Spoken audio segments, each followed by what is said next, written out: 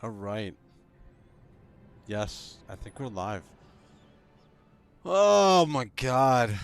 So it's been a couple days since my last stream. I thought I'd be I thought I'd be able to stream more of the WoW expansion pack, but haven't been able to since surgery. I've been tired. Um yeah, this has really kicked my butt. It hasn't been the recovery. I thought it'd be a lot easier than it was, but either way, I feel good tonight. Tomorrow's actually a really big day. Space Marine 2 is going to be released. I'm going to stream that for most of um, the normal game, the campaign mission or the campaign, the regular game, and then yeah, I'll on next Tuesday. I think was it September 10th. They're going to start the PvP season. So my PvP partner, the Shadow Priest, should be ready by then. And we're gonna start streaming twos, and I'll start streaming also the Soul Shuffle from a Sub Rogue's perspective.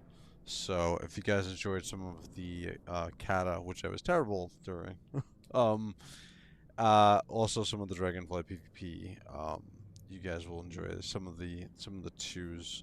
We have good rapport back and forth between each other, so keep an eye out for that. Let's see.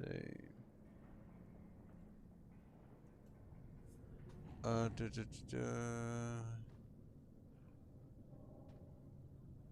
da, da. I think you guys can see me, right?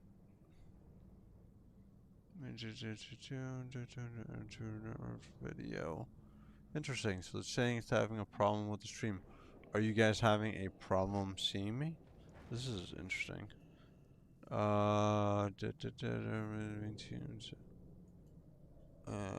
Interesting. Huh. Let's see from my perspective. Hmm. Yeah, I don't see that the stream is bad quality. If you guys can see if the stream is bad quality, let me know. For anybody watching right now.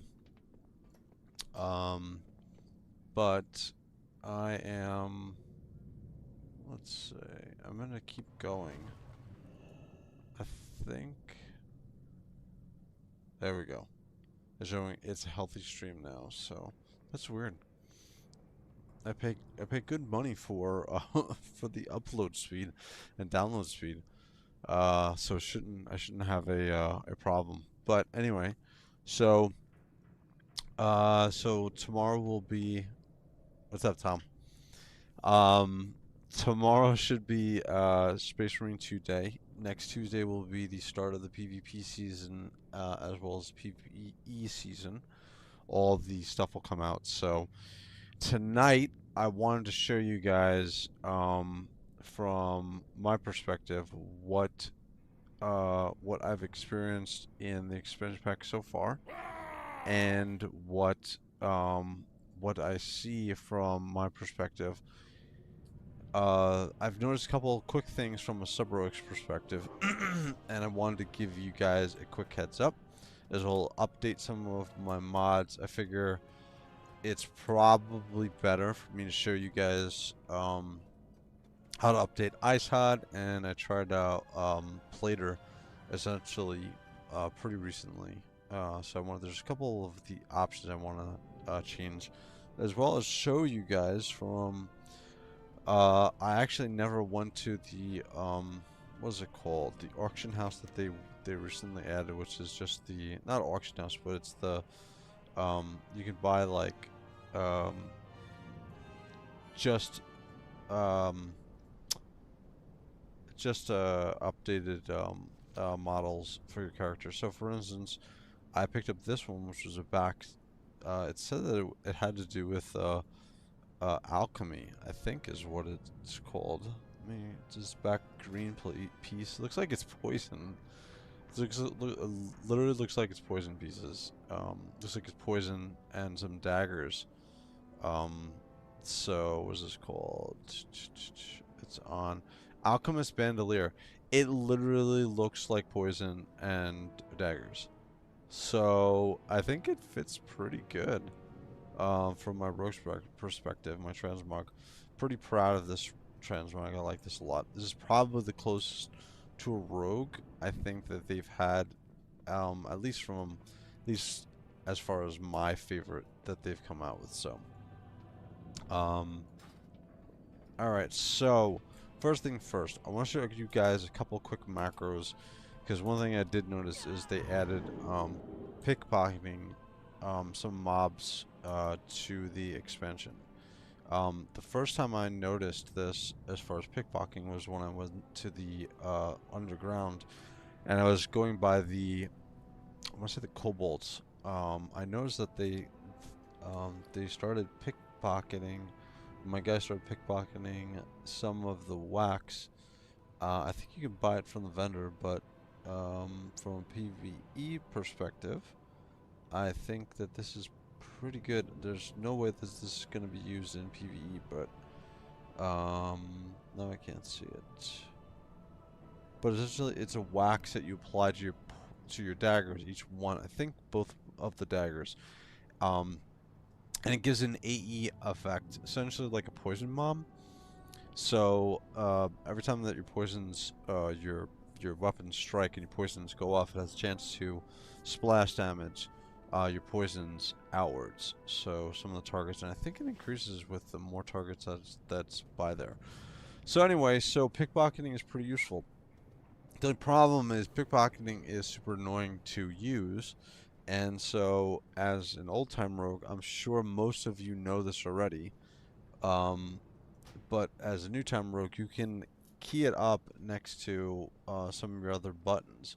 So for instance, some of the macros that I use was, and this goes back to a long time ago, was I took Shadow Strike, because it's the most used move you're going to use, even more so than a cheap shot. Just make a macro for Shadow Strike. Essentially, what you're going to do is show tooltip Shadow Strike, cast Pickpocket, and then cast Shadow Strike. So what's essentially going to happen is you'll replace this macro like I have on this screen here. Once I go into Stealth or I go into Shadow Dance, you're going to see Shadow Strike will pop up, and anytime I Shadow Strike, it's going to attempt to pickpocket the mob. If the mob has already been pickpocketed, nothing will happen. If you pickpocket, if the target does have something to pickpocket, you'll pull the NPC, will pull the treasure from the target, as well as you'll get it, and you'll continue on your way. The only time I've noticed a tiny bit of lag, or a tiny bit, was when I was world questing. But from a PvP perspective, you're not going to see any lag whatsoever, because you can't pickpocket players. That would create a whole different issue if you could pickpocket players in PvP. But you can't pickpocket players. So from a world quest perspective, you get a little bit of extra gold. You get some of the steel boxes to use your lock picking on, as well as, there might be some extra goodies that they might have actually put in the game. One of the other things too, if you've been playing the game, if you played the expansion so far, is there's an item that you keep in your, where is it? It's right here. It's here. Here it is. So all you do is keep this cursed pickaxe in your inventory, and randomly it will transform you into a dwarf. I think this works in PvP. I think this works in normal RPGs. Again, I haven't really done some skirms in PvP arena. I can't say that it works in PvP. I don't think so. But from PvE, from a BG perspective, it's a fun little item to have. It changes the look of your character. So that's the first macro that I want to show you. Change over your Shadow Strike over to add it add a pickpocket over to your Shadow Strike, so you'll have one macro for it. The other macro that I have that's pretty useful, that's that I can say for this expansion, from a PvP perspective, is one thing that I noticed that I had a problem with was um, one from a PvP perspective. Whenever I would go for a sap or a blind, I would need something that would turn off auto attack because I don't have auto attack binded off and on. I have it set to my stealth button, so I turn off and on attack. But in the heat of the moment, most of the time you aren't thinking of doing that, and I've on a number of occasions I've accidentally hit the target that I blinded and went for the sap. Now it's not as much of a big issue because of how that they've screwed with the game, and they've made blind saps very hard to actually do because people are kept in target much longer than 8 seconds. So, but still, it's worth it to try. What I do is I set up a sap macro, where essentially it's just a stop attack whenever that you cast sap. So it's pretty good macro. It helps me not make stupid mistakes whenever I go for a blind sap. Yeah, other than that, it's pretty straightforward. I wanted to update IceHud, one of my mods that I use. So let's go over to IceHud. Here is a button. Here we go. Alright, one of the things I did was I've been using this mod for close to probably 15 years. So essentially what it does is it tracks your most useful. Let me run over to a target dummy so I can show you guys. If you watch any of my streams or you watch any of the times that I played, you'll notice some of the highlighted graphs come up on my screen. What I'm essentially doing is I'm trying to keep track of, because God knows that they've added enough to this game, trying to keep track of things that are important to me. I used to have it set up way too much stuff, whereas because you can track tons of information here, but I had way too much of it on here. So for instance, right now for Subtlety, I have Subterfuge, Shadow Dance, and it gives you the cooldown for how long it's going to be up for. As well as over here, I have Rupture, Fine Weakness, and Shadow Blades. So Shadow Blades will be activated.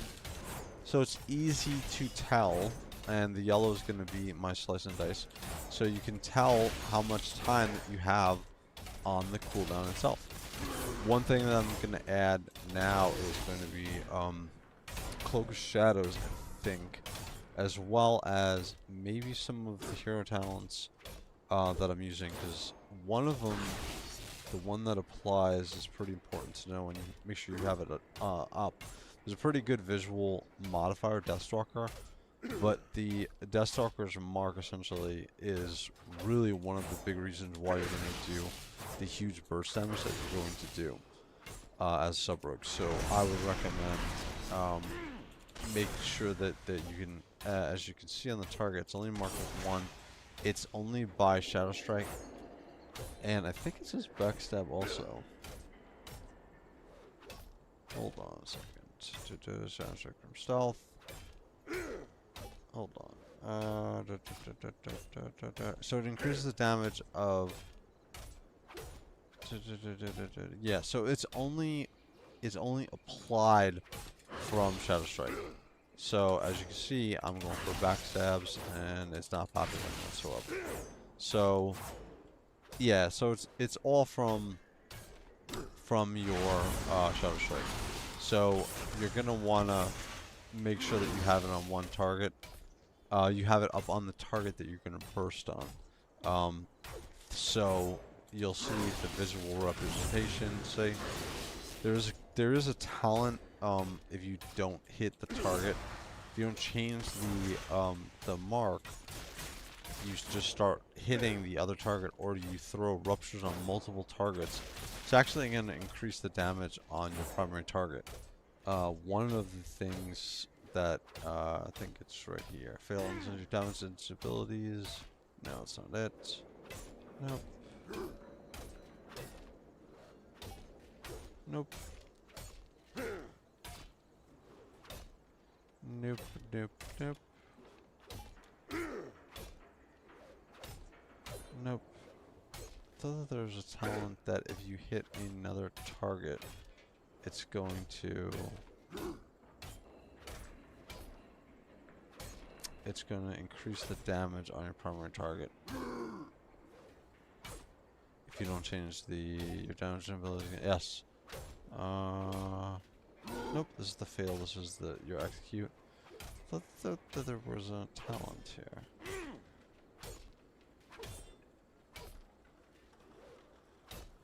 Oh, here we go.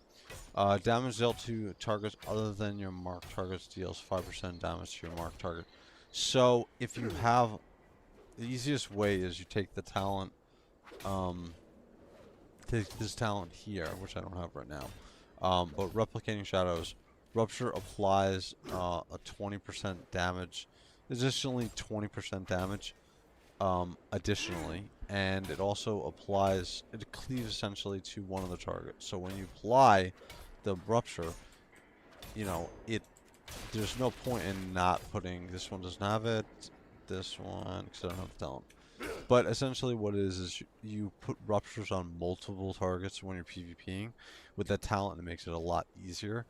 And 5% of the damage from other targets is going to be on the target as long as you don't change for whatever target you have marked. So it's pretty good to recognize that that you can cleave on the target, that you can throw other damage out to other targets as long as you do not change the marked target that you're putting at. The easiest way is throw a couple rupture shot to multiple targets. Your primary target that you have marked is going to take the additional damage. So from a 3's perspective, it's pretty easy. I think it works. I would assume that it works also for pets. So if you're playing a Beastmaster Hunter, a Hunter period, or a Demonology Warlock or Warlock period, it's easy to, with the talent, to get some extra ruptures up, and essentially you're throwing up 10% more damage if you have two people ruptured besides your primary target. So in 3's, it's an easy thing to have. Rupture winds up always being one of my top damage in arenas from a solo shuffle perspective or 2's perspective when I'm doing matches. So like I said, I'm gonna update. I think I'm gonna add. What did I want to add? Sepsis, symbols of death. Symbols of death. Shadow dance. Shadow blaze I have. Shadow duel is easy to tell when it's gonna end. Blind, yes, same thing. Shadow step, blah. Gouge. It's really Cloak Shadows because there's talent that increases it to 2 seconds. Before it was 5 seconds, now it's 7 seconds. There's also an additional, instead of taking that talent, that hero talent, there's one that this is right here. This increases your passively by an extra 2 seconds, so it's up. Instead of 5 seconds, you have 7 seconds, or, hey, what's up, Ken? Yeah, I saw that. I saw your message. I was going to message you back when my stream started right at the same time. So, I apologize, sir. I'll catch up with you tomorrow, though. But yeah, instead of taking this talent, you can go... Actually, you know what? I might as well go through all the Deathstalker talents. One of the things I noticed that you can't play with the Trickster is this talent here makes you cleave onto additional targets, which is terrible because it breaks your blind and gouge consistently. So if you're PvPing, Deathstalker is the way to go. Obviously, there's too many talents. Deathstalker's Mark is the primary one. Let's put it up. Shadow Strike from Stealth. Again, you're going to put up the debuff on the target. It's very easy to see that it's a purple X on the target. It's easy to see. it has a ton of additional effects. They bake so much into this one Deathstalker's mark, which makes sense, I guess, because that's kind of what they do with all of these hero talents. The final one in this whole thing is Darkest Night. So you throw up your Deathstalker's mark with your Shadow Strike essentially on the target. You have additional damage from Shadow Strike, and also you have additional plague damage from the target, auto attacking him, etc., etc. So there's a lot of play in you keeping this Deathstalker's mark on your primary target, not forgetting to jump and throw it on. It's very easy from a visual perspective to make sure that that's on there. Darkest Night is the final talent in the tree, and this makes your eviscerates. Oh man, it makes your eviscerates unbelievably powerful. I would assume that this is going to get nerfed harder. I think right now it says 60%, it's 19% in PvP. I would, oh, geez, with the way that Blizzard does things, I wouldn't be surprised to see this 10% by the end of the expansion pack. Um, Again, from a PvE perspective, it's 60% additional damage and applies 3 Deathstalker's marked targets. Um, yeah, it's very powerful from a PvE perspective. When you're going out and you're doing world quests and any kind of easy content, you're literally ambushing and eviscerating. That's literally everything dies to that. From a PvP perspective, you're still doing the same thing. You're you're shadow striking, and then you're throwing out your eviscerate for huge damage.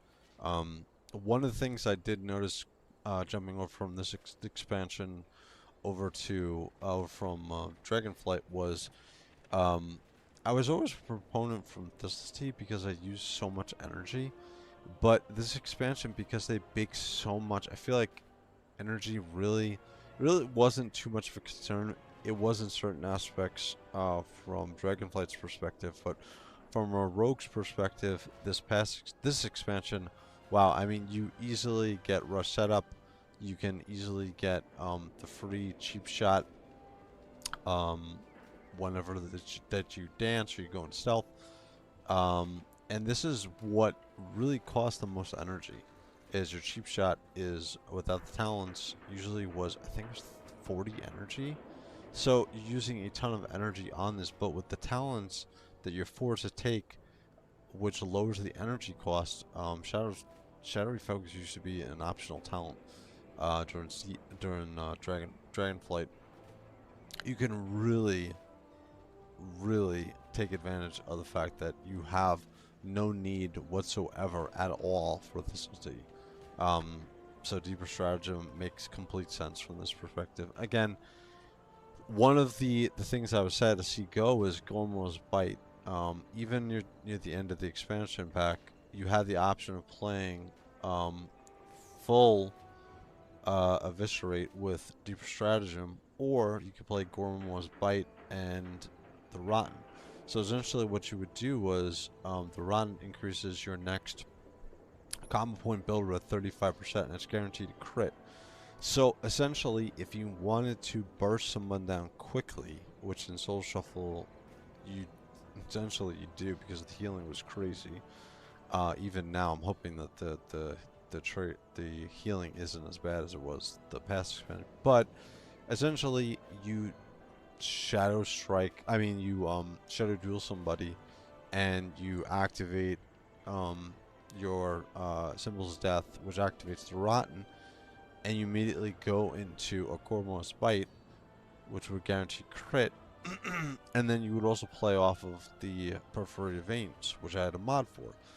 But because of how Deathstalkers works, it's only going to work off of Shadow Strike. So you're only going to get the additional damage from Shadow Strike on the additional combo point builder, which leaves Gormo's Bite completely in the dust. I mean, it's... Other than the fact that I think it's cheaper cost. I think it's cheaper cost. If I go over to, let's say, 43, yeah, to 25. It's Oh man, there's literally no reason right now to play the Rotten and Gormos White because on there's kind of a reason to play the Rotten because it will increase the damage on your Shadow Strike, but Gormon's Bite is completely useless. It just there's no reason whatsoever to use it because you're gonna get close to the same damage as you would using the Shadow Strike with the Deathstalkers up.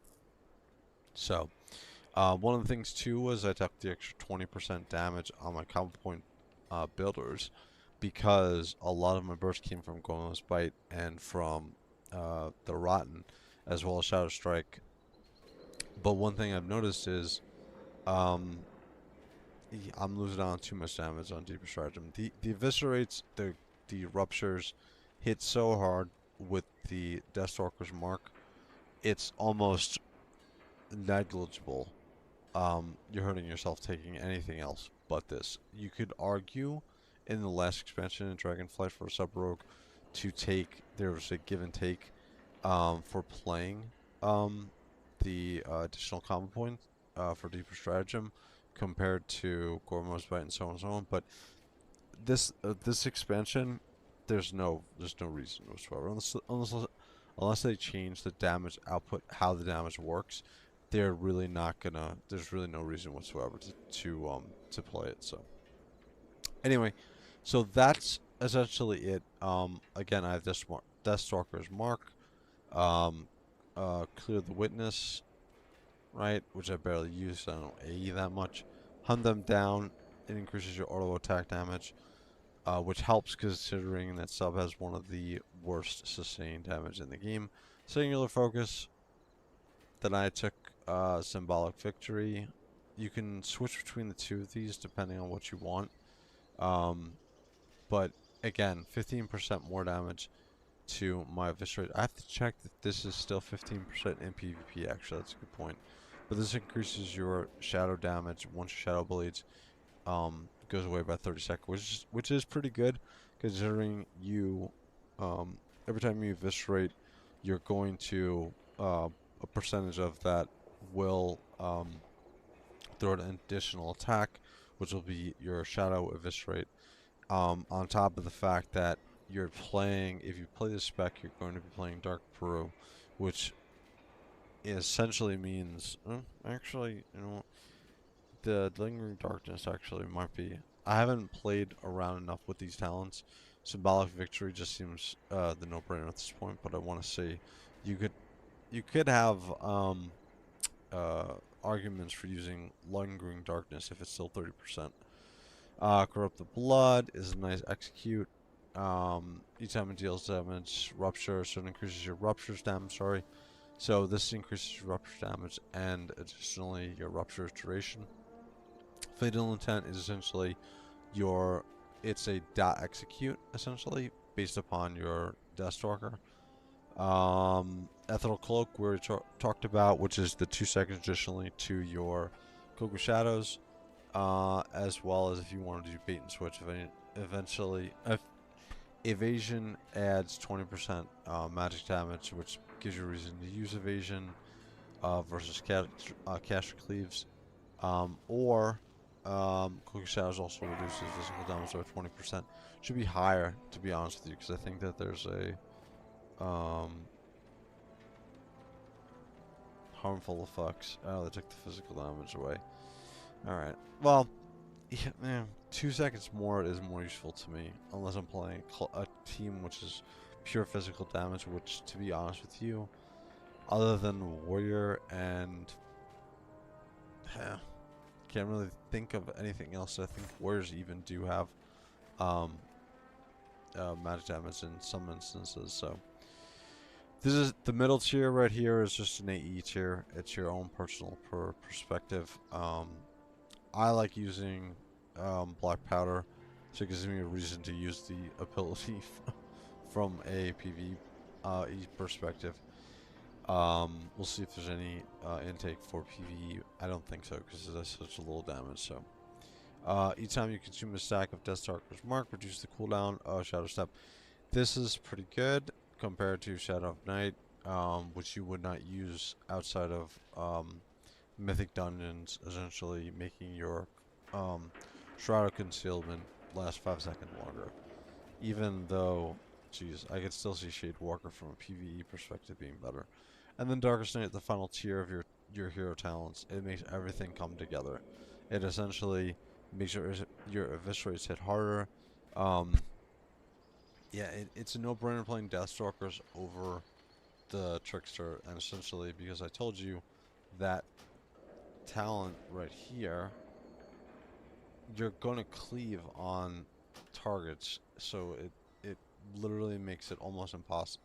Next to impossible to play Trickster, there's no point to playing it, right? If you set up a target and you ambush near the target, even if you turn away from facing that target, you're still gonna break your CC. You're gonna break your sap. So, all right. So that is the hero talents. So far from what I've seen.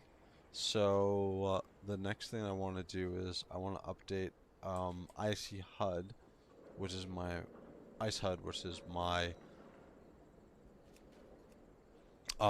my resource management cooldown, essentially making sure I have my shit up that I need to up. So right now I have Shadow Dance, Subterfuge, because it's been raised to 5 seconds or 6 seconds? It's unbelievable. Slice and Dice, because not only does it keep your haste up, but also your attack speed rather, but also because it's a key component if you take the recuperate talent, which I always do. Rupture, this way you can easily see which targets do and do not have rupture. Find Weakness is a no-brainer. It's going to add additional shadow damage to your eviscerates for any of your finishers. Shadow Blades, cooldown, duration, no-brainer. The only one I want to add right now, which I'll do, is going to be my Cloak of Shadows, which I used to have. So I'll add Cloak of Shadows, and I'll add one for evasion. So all you have to do is, if you have any setup, let's say that you're setting this up from the beginning, you're going to go over to just a generic, let's see, comma points. Let's go over to this one. So what you're going to do is you're going to, we're not going to copy, we're going to create a buff debuff watcher. So all you have to do is the top button is the top option is selected, buff debuff watcher. You're gonna click create. I apologize if my wording is a little bit crazy. I don't normally talk like this. I have better pronunciation. So you're gonna get a bar called My Custom Bar. At the bottom here, all that you're going to do is because we have configuration mode. You want to select this. You can see exactly where your bar is created from. My custom bar right now, duplicate. Oop. Let's delete the second one. Okay. My custom bar. Okay. Essentially, what you're going to do is it's going to create a bar for you based upon the verbiage that's here. Now, this is generic, so you don't have to change anything if you don't want to. If you want to keep it looking exactly how I look. This is the bar right here. It's always going to create it on your right hand side of your character. All you have to do is go to here. I want to set it up to be my Cloak of Shadows. So the bar name, you go down from the target here, right? And your bar name is going to be Cloak of Shadows. Now, if you don't want to, if you're unsure of making sure that the buff is actually correctly named, you're gonna go over to your spell book. Go over to your spell book. Used to be a lot easier because you wouldn't shut down the macro, but Cloak of Shadows, let's find it. It's probably in the basic rogue talents. Yep, Cloak Shadows. So it's an S added to the end of it. So all we're gonna do, we're gonna come back to the mod, Cloak of Shadows, or to. So the bar name is Cloak of Shadows. The origin track is Cloak of Shadows.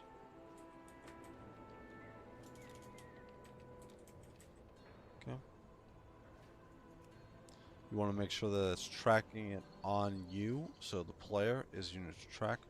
The buff debuff, well, it's a buff. It's already selected. So the next part is you can see that it's already named, and you know, compared to my other bars, it's a little messier right now. So what I tried to do is I tried to keep everything uh, the same duration, the same distance between each bar. So what you want to do is, outside of this, you want to select the target, you want to select the color of the bar. So it's going to be the color of this, what fills up. So for me, Cloak of Shadows, even though I have a pink one on there, I want to select a deeper shadow, deeper purple. Okay. Now I have it. And the next thing is going to be moving it over, because I have it already in the way of rupture. So I'm going to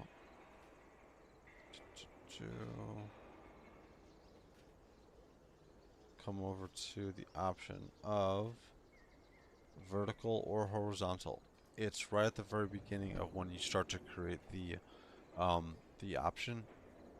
So the first thing that you're going to do is you're going to create, look at, well, the bar itself, it's horizontal, so you're going to move it over. Right. I want to look up my other bars and make sure that it's the same distance from, so for rupture, if I go down to rupture, I can see that this is at 200% scale, so I'm going to change my Cloak of Shadows, because it renamed the bar from my bar 1 to 200%.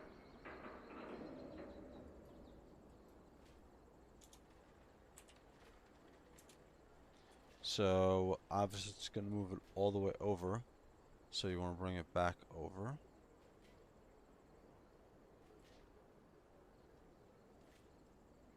Okay. That is immensely large for some reason. Let's see. Rupture. Oh, it's 155, sorry. 135%, not 200. That's why it's so large. So you want to put it at 135.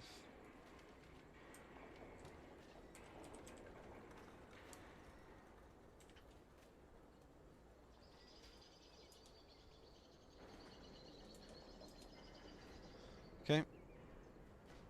We'll move it over again. We'll move from a horizontal perspective.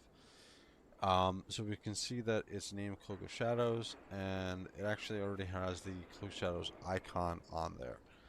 One next thing that I want to do is I want to keep the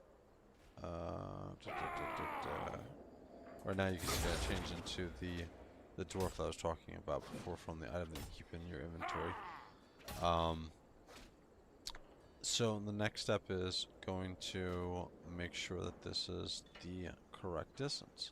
So rupture and find weakness. So if I look over at rupture, I can see that it's set to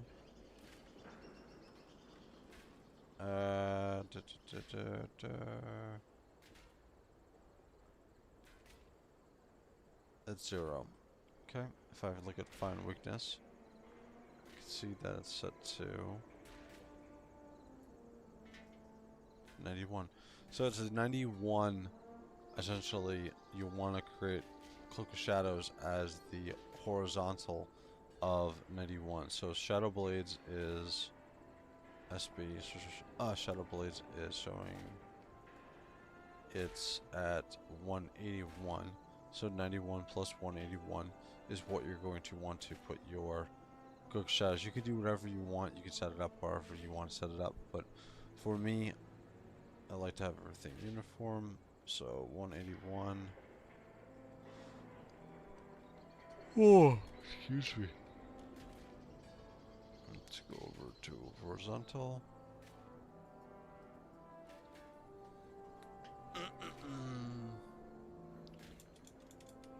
Let's do 270. 269.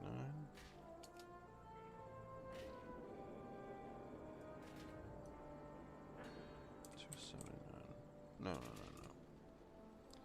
259. Yeah. Okay. Next thing, because of the Cloak of Shadows, you don't want this huge gleam here. You're gonna go over to your marker, your text settings rather. What I'd like to do is just a visual, quick representation of what the buff is. So, Cloak of Shadows is CLO. So Cloak, what did I have it as? CLO? No, COS. Right? And now you're going to match up the color. So how do you match it up? The easiest way is they actually added this, which it wasn't there previously. So FFF is the color of white. If we go back to what we set the buff up to originally, we're going to see it's set to 6C04F. So we're going to copy this.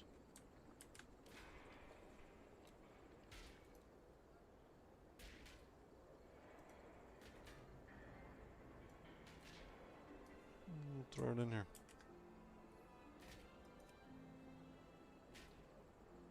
Oops.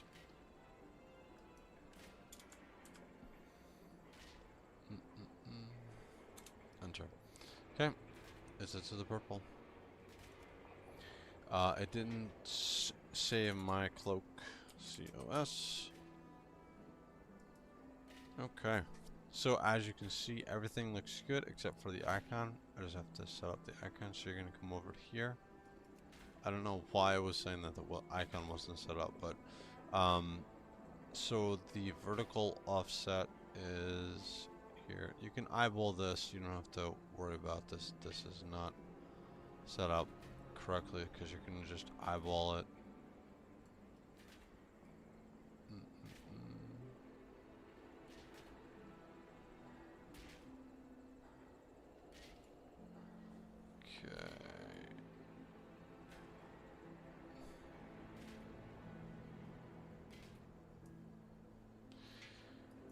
Okay. 35.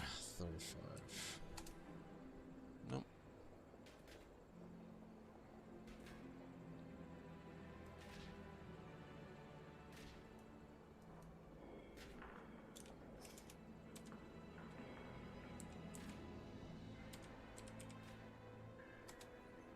Okay, 35 is a little too high. We're gonna go with 33.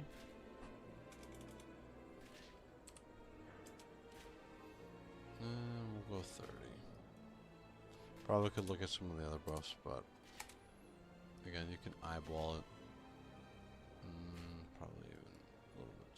27. Yeah. So essentially, you have your Cloak Shadow set up, your buff watcher set up on your character. So to test it out, all we're gonna do is turn off configuration mode and activate the Cloak of Shadows. Yep, and there we go. That's it. That's all that you need to do. So it's easy for me from a visualization perspective while I'm running around crazy and I'm doing multiple different things to easily see from the corner of my eye because I'm used to cloak being 5 seconds. Now I have an additional 2 seconds on it to remind myself that I do have the additional 2 seconds to do something. One thing that you'll notice moving over to something that I noticed from from Dragonflight to this expansion from a rogue perspective is that they've nerfed how long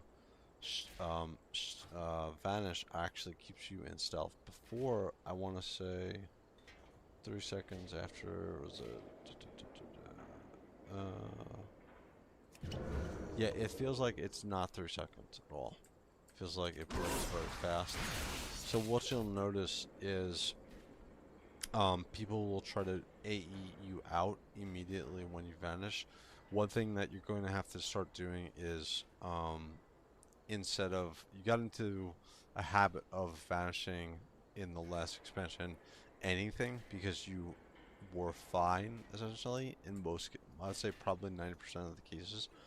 What you want to do is make sure that you're setting up your vanish when you're not on top of people. So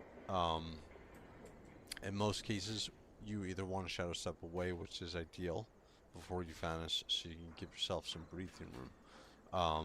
Because there's nothing worse than vanishing and then immediately, and I'm talking immediately, coming out, which I've had happen on numerous occasions. Granted, the stealth isn't the greatest in this expansion, which we've all dealt with from a rogue perspective.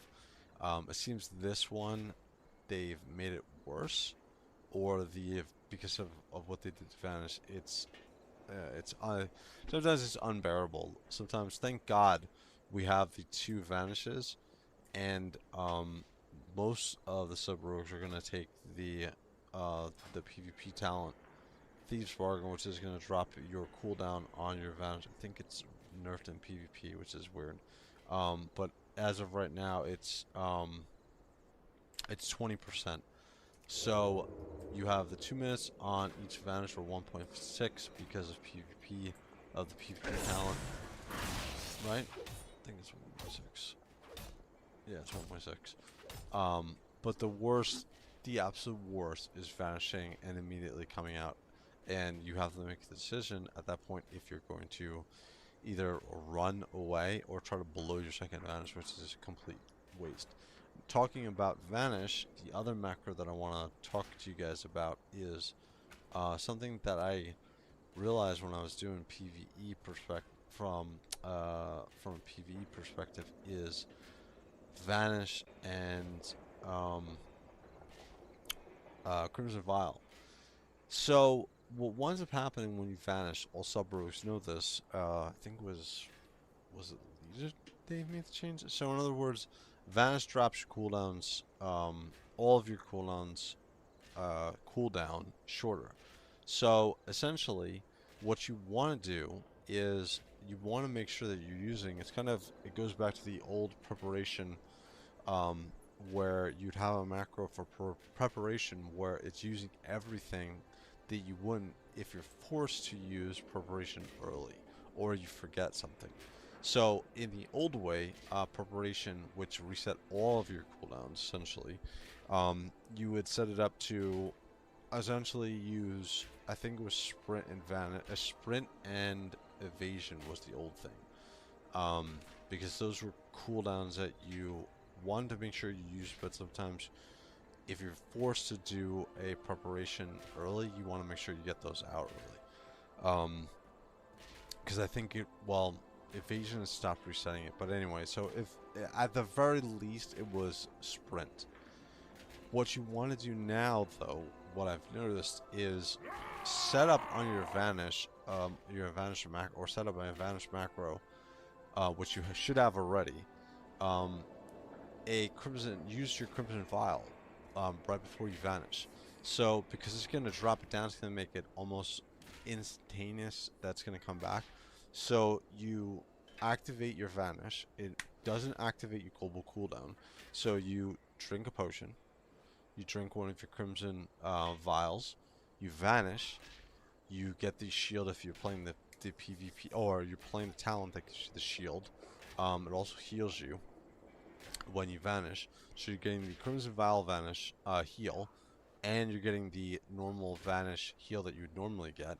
And then you come out of the vanish, and your Crimson Vial's back up. So you use your Crimson Vial again. So you're getting 2 Crimson Vials essentially, for make sure that you you use the Crimson Vial at the same time before you vanish. So if you have it available. So again, this is probably something that most of the rogues already know, but it's something that is very much a quality of life thing from PvE perspective. There's no reason to not set this up. No reason whatsoever. So on your Vanish Macro, you should have Stop Attacker ready, so you don't automatically accidentally break your Vanish by yourself. But essentially, what you're going to do is you're going to do just like this macro. You're going to do Show Tooltip Vanish. You're going to do Cast Vial, Crimson Vial. You're going to cast your Vanish, and you do Stop Attack. So that you're going to get the cooldown on your Vanish used for that Crimson Vial. So essentially, you're saving yourself.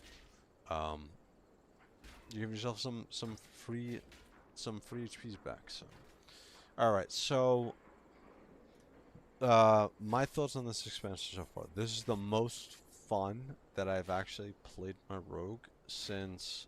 And I would say the reason why I titled this 20 years is because I played the rogue for 20 years. I didn't play my rogue during Legion. I played my Windwalker slash Brewmaster Monk. I think at the very last 2 seasons, right when Argus came out, is when I picked up my rogue and I started leveling my rogue, and I got all of the Legion goodies from that expansion at that point.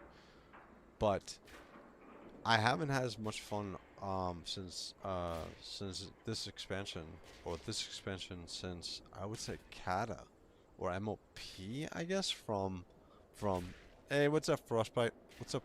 What's going on? How's the weather? Well, what time is it down by you? Frostbite is from Australia, so I think you said you picked up a Druid and you played. I think are you max level yet? Let me know if you're max level yet. So going back to what I was saying was that I haven't had this much fun just playing my rogue period since MOP, I would say, is the last time. I had some fun during BFA in sporadic spots from a PvE perspective, and also, believe it or not, from Shadowlands, running around and doing the jails area. Other than that, this is the most fun that I've had with my rogue since that very sporadic points. One of the perspectives I would say is it's just fun. The storyline's better. The gameplay is better. It's more intuitive. It's better overall. So it's 4:20 on Thursday. Over in there, still 78. Oh, come on. Almost 80. This weekend you're going to hit 80, right? The season starts on the 10th, so you're going to have Mythics, you're going to have the Raids open, you're going to have Raid Finder, and the PvP season will start at that point. So, my guy is all set up and ready to roll. I've been for a couple of weeks, for about a week now, I would say. I threw a couple of different cheap enchants on here. I picked up mining and jewel crafting, which I still have to do. I think jewel crafting is at a 1 right now. Right? One of the things that I've noticed is everything has changed as far as some of the buttons and where things are. It takes me a second, especially because I'm old, to remember or realize where they put everything. Yeah, jewel crafting is at a 2. Mining is at maxed because you can easily, when you're running around leveling, it's nice to do your mining. Unless you empower a stack of mine that makes explosions come out. So all of a sudden you'll see on one of my posts on Instagram, I blew myself to bits.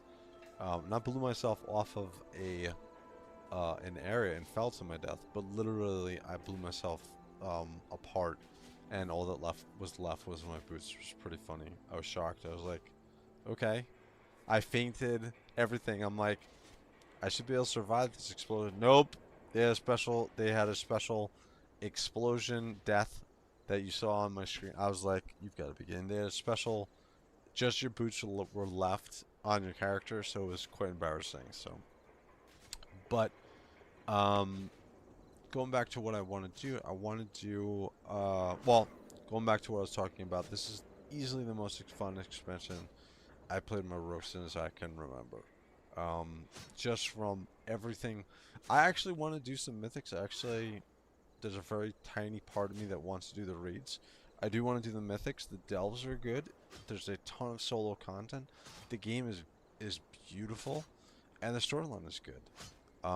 They haven't had a good storyline for WoW since, jeez Louise, for a very, very, very long time. And it's always not paid off. Now they have all three of the next bunch of expansions are tied into each other, so it's going to be a concurrent storyline that they're going to lead on to the next couple expansions. So hopefully, from that perspective, we'll see some good storyline continue to be pushed out. So let me mess with my mic right now. Frostbite, does my mic seem a little bit too loud, or does it seem okay? Drop it down just a little bit, because I can see I'm starting to get into the red. So one thing that I want to do is I want to do a couple of quick skirmishes so you can see what healing is like, because that was one of the biggest complaints that I had from the previous bunch of expansions, or from the perspective of what PvP has become, because healers are by far the best characters in PvP. They hold the most weight. From a 3's perspective, or even a 2's perspective, or even a BG perspective, if you don't have high dampening, chances are the healer's gonna stay alive forever. It's very, very, very frustrating to do 2's to fight a double DPS versus, which is what I always run, versus healer DPS, because they literally have to make like 10 mistakes in a row to secure a kill on the stupidest players that you've ever seen play the game. You can watch some of my past videos back.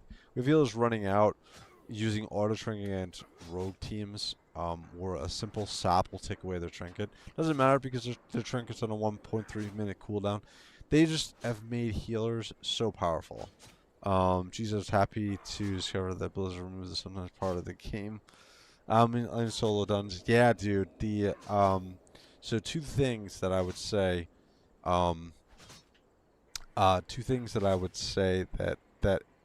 made the game a lot, that I enjoyed about this expansion was the delves, which are pretty fun. Again, I've only done, I've done them once each, and I think I've completed every single delve. And the other thing is, if they do some different things with the what's it called, follower dungeons. First thing is, if they make your warband, from a visual perspective, you can throw your warband into your follower dungeons, and if they make the dungeons mythic capable, even if they make them for mythic 5 at the most, or mythic 1, geez, I'll take mythic 1, because the follower dungeons are much more laid back and much more chill.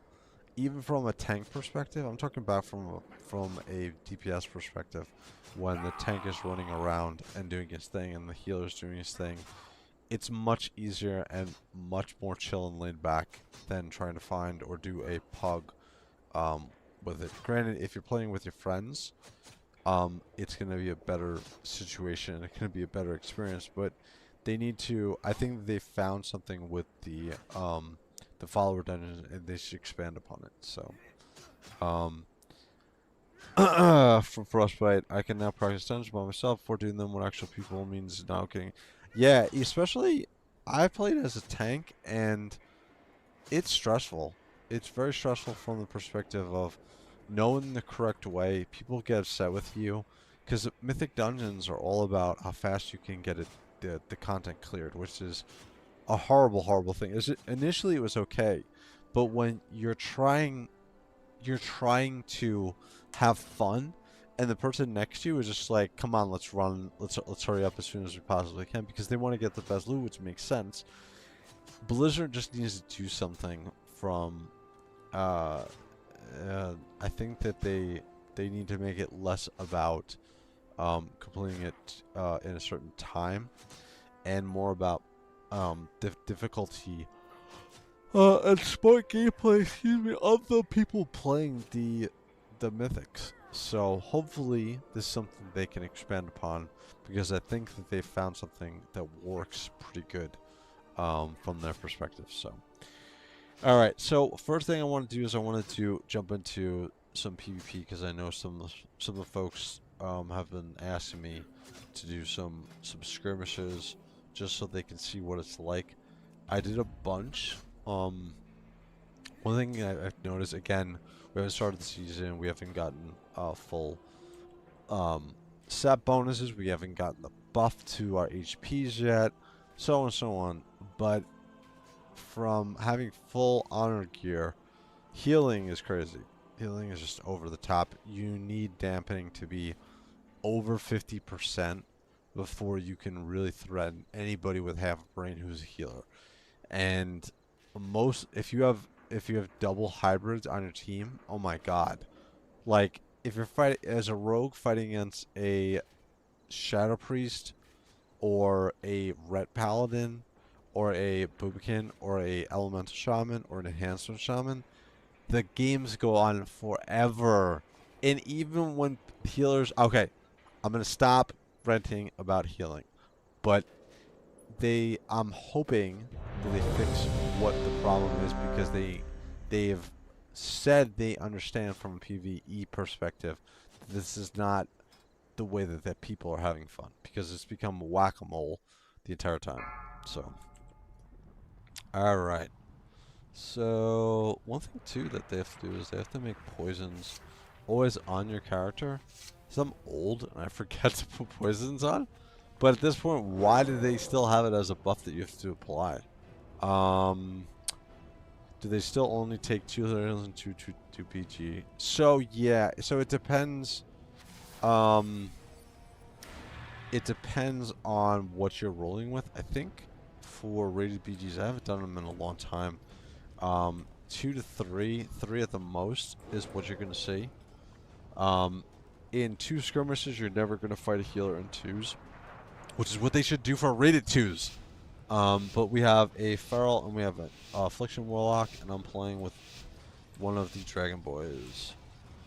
So what I'll do is I'll start on the Affliction Warlock, see if I can get his trinket. Demonic Circle. We'll get him sapped close to his teleport point. Okay, we'll let him run over. Sap about to wear off. Dark Pact. Okay, there we go.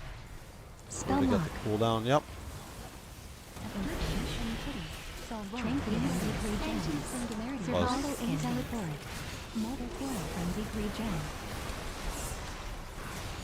This poor druid has no HPs. Shadow duel him. Instinct. Yep, immune. Affliction. Teleport. Oh, that was nice. Trinketed. And I died. So, let's see. Affliction Instinct Warlock ready. did 17 million damage. The poor druid did like 1.3. I don't know how he took so much damage before he came out. But the Warlock... Wow. Affliction Warlock. Once we get higher base pools too, the damage is going to be easier to deal with from the perspective of... from that, it won't be as bursty, which you won't need as much crazy healing that they have currently. Wow, I just got destroyed by the Affliction Warlock. Jeez Louise. I activated my cloak about halfway through that kill attempt on the tree because I didn't want to get interrupted. And then the Affliction Warlock just lit my ass up. Oh boy. Next time, I probably should have just blended the Warlock, jeez. But I wasn't. That's the thing with playing in skirmishes, is you don't. Yeah, probably just throwing it out anyway. You don't know what the secondary target is, or your teammate essentially is going to do. I wanted to try to save it for the 1v1, which I wound up having, but against a Affliction Warlock, he's he's casting stuff, but most of the time when he's casting, he's having a spell, what's it called? A spell immunity or kick immunity, so that he can get his spells off, which I kicked because I'm using a new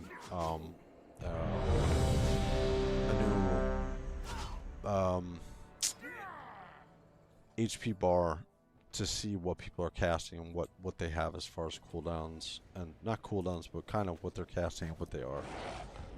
Right now it was set to purple, I think, and I thought that I could. So purple means that I can't kick it. So alright, so this is another sub rogue. This is funny. This is assassination rogue as my teammate versus 2 unholy DKs. And I had to. The control is king. Huh.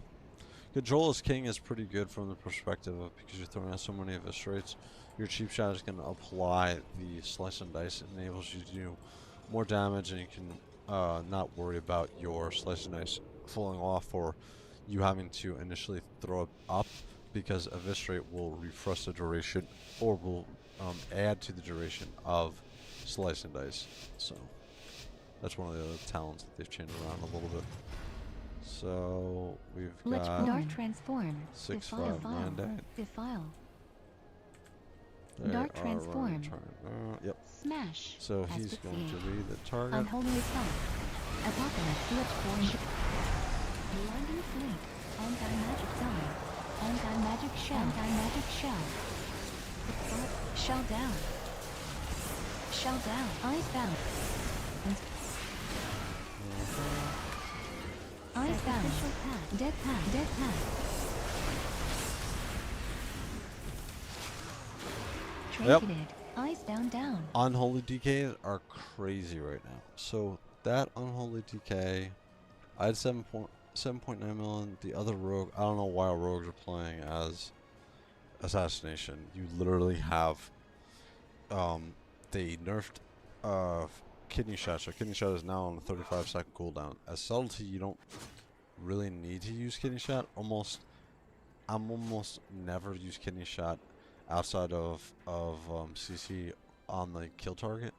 So 2 for 2, 2 losses, two arena skirmishes. Hopefully we get a 3s in here so you guys can see what healing is like. Even with the losses though, I'm still very happy with how rogues are. I'm happy with how subtlety is. I know that not many people are going to be playing rogue because a lot of the YouTubers say that rogues are so bad and so on. From the perspective of assassination just has damage.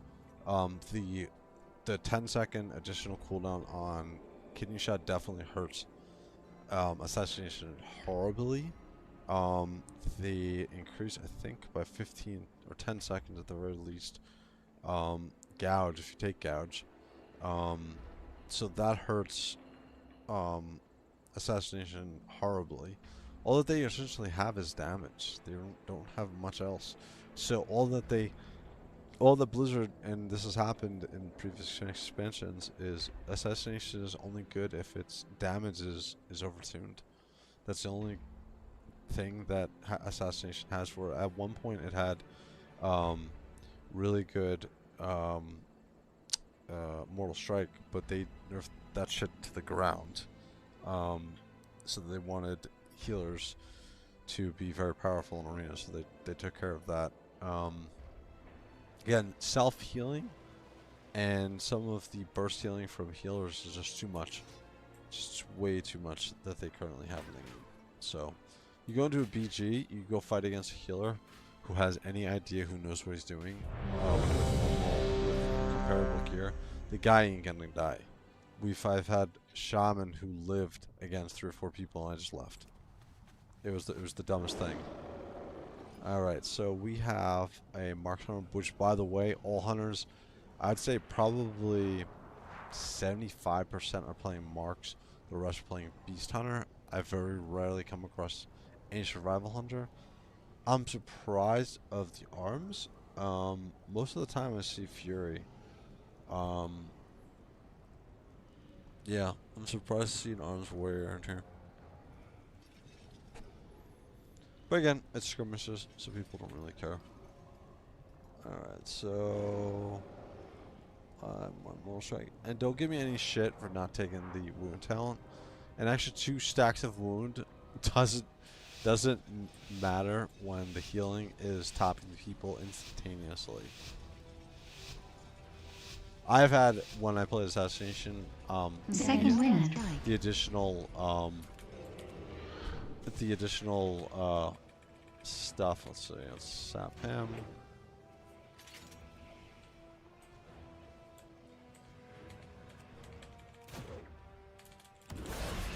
Berserker Rage Regeneration. Odor. Dragon Run. Shadowy Dew. Trinketed. Dragon Run. Blazing Strike. Commanding Show. Okay. He's gonna bleed out. He's gonna die in just a second. Trinketed. Second Wind. Self-reflection. Bye-bye. Reflection down. See? As I just heal Sweeping myself. Strike down. Self-reflection. Reflection down.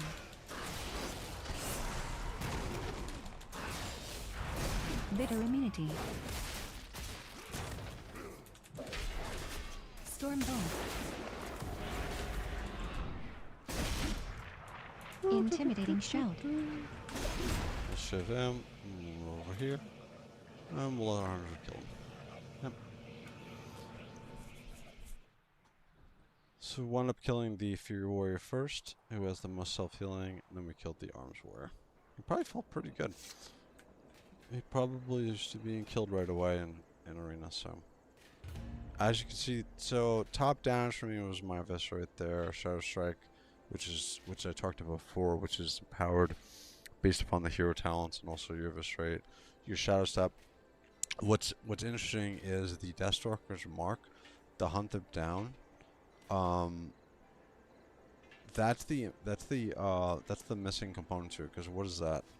That equals to, is that 20% of my damage? Gee Louise. Yeah, it's 20% of my damage. One of the things that pisses me off from a talent perspective is Haste's.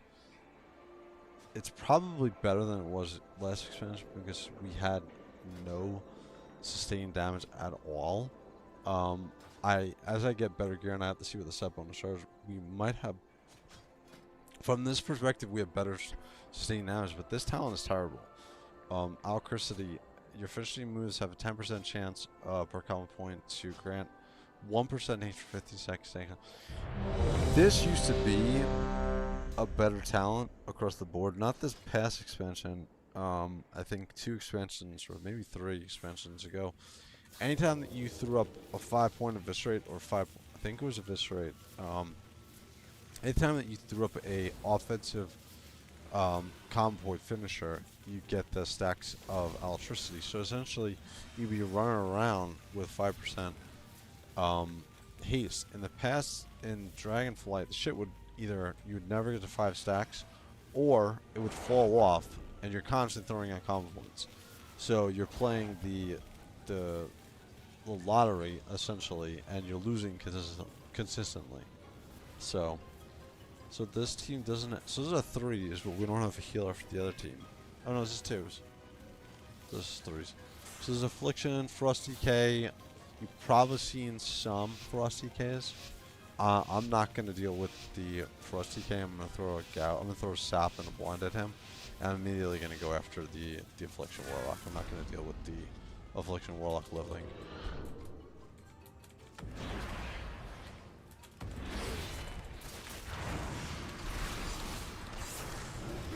Intimidate Fury. Trinketed. Rune Weapon. Emperor's Death. Dead Crypt. Demonic Circle. Shadowy Duel. Dark Path. Lock Wall. Nether Ruins. Lich Born down. Phantom Singularity. Lock Wall down. Let him do some damage. Trinketed. Born down. Anti-magic shell. Mega Coil. Okay, we got him down. Got Dark more Glare. gold. Shell down. Oh, the lock didn't die. Dead Crypt. Grabby Hand. Oh, it died. Throw out a gouge against him. Make sure my recovery rate is up. Oh, Frost has a pet now. Hands down. Dead Crypt. Did not know that. Pillar of Frost.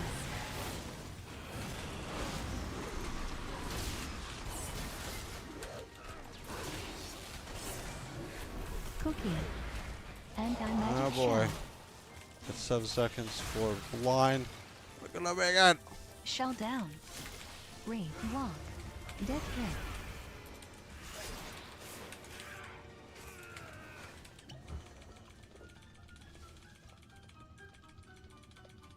Seconds I got it away. So he's gonna pick up the eye if he's smart. I have eyes up. Okay. 3, 2, 1.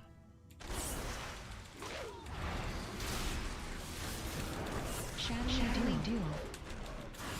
Icebound. Anti-magic shell. Icebound. Magic shell. Okay, we'll bleed him out. Shell down. Icebound down.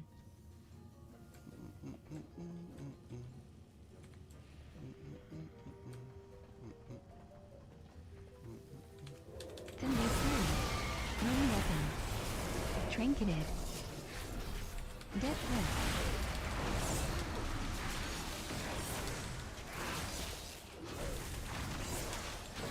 Got him. Alright, so I still had to play games. I did 20 million damage there. 7.5, so it was a good decision to take out the Affliction Warlock quick. So overall, not bad. I want to get a threes game in here so you guys can see what healing is like. So I don't sound like a moron complaining about healing all the time. Healing, oh, jeez. Yeah, from a rogue's perspective, you need to be able to kill somebody. Like, for instance, you saw there, I only really attacked when I knew that I had the opportunity to do damage, because I'm a soft target. So, the only time that I'm doing damage is when I know that the guy is either stunned or I'm moving away from the guy, or I'm pushing out damage when I know that either my cloak is up or my evasion's up, or I can use my HP bar as a barometer for how long I can stay out there for. That guy went through his cooldowns really quickly. I'm not sure there's cooldowns I have to learn since this expansion pack came out, but yeah, for us DKs, having pets are weird. I'm not used to that. Not used to that at all. Where is the Q?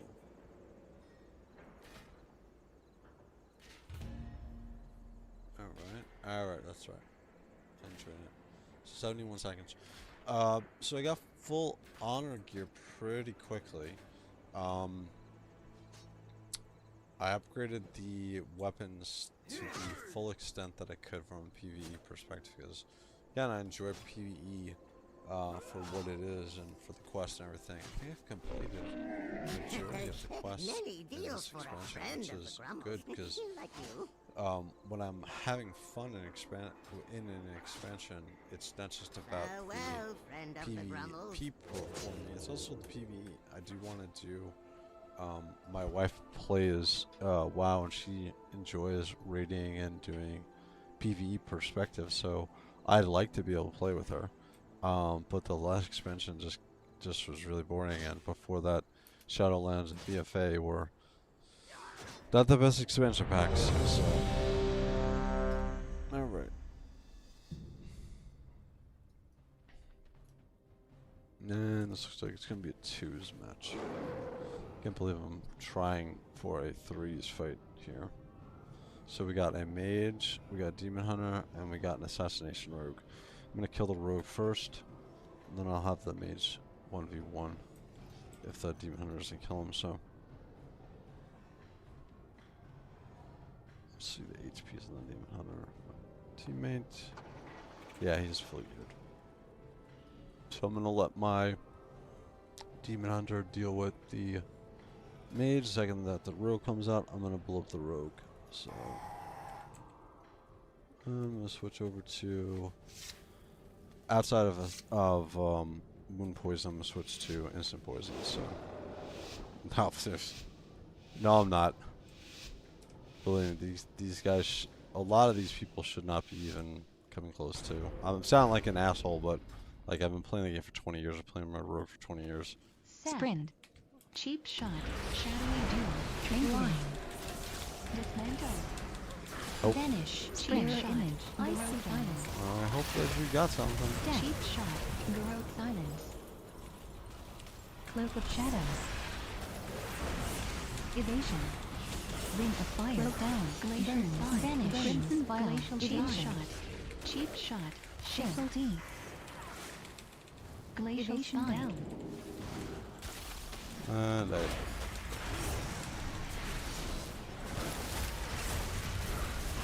Death mark. Cheat death. and his cheat death works. God, Icy veins I feel down. like my cheat death does not work. Did my cheat death even go off?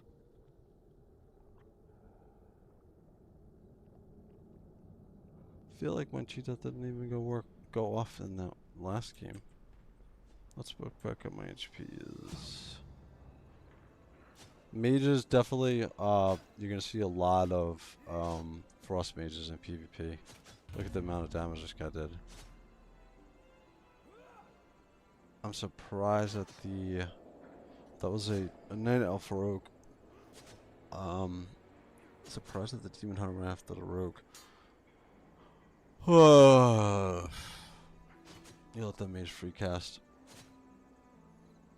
So even with evasion, I'm still doing what I want to do. 50%, 50% is my eviscerate and shadow strike. Secret technique was actually got a good secret technique from there, from that perspective. So secret technique, because of the AE component to it, you want to do a shadow duel before you do your shadow technique. So because anybody who's by the within 10 yards of the target is going to absorb, or that damage will spread out. So you want to have that target as the only target that you're going to hit. So